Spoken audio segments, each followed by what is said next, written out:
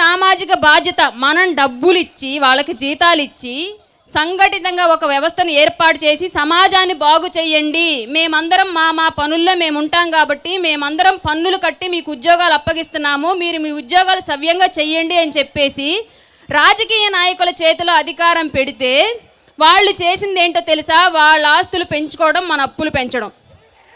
ఎవరికైనా సరైన ఉద్యోగం వచ్చే పరిస్థితి ఆంధ్ర రాష్ట్రంలో ప్రస్తుతం ఉందా? లేదు.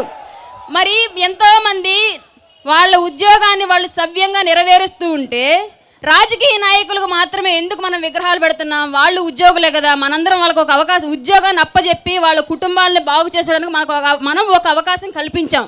కానీ వాళ్ళు ఏదో వాళ్ళ సొంత డబ్బులతో చేసినట్లుగా ఎందుకు వాళ్ళకి విగ్రహాలు పెట్టి మన వీధుల్లో వాళ్ళ మొహాలను రోజు మనకు రుద్దుతున్నారు? వాళ్ళు ఏమైనా పరమాత్ముల పైనుంచి దిగొచ్చారా? లేదా వాళ్ళ ఆస్తులు ఏమైనా మనకు పెట్టారా? నిద్ర లేస్తే ఒక మున్సిపాలిటీ కార్మికుడు మనం వేసే వ్యర్థాలని, మలినాల్ని అన్నింటినీ వీళ్ళకన్నా సవ్యంగా చక్కగా బాగు చేస్తున్నాడు, అతనికి పెట్టండి ఒక విగ్రహం, ఒప్పుకుంటాం.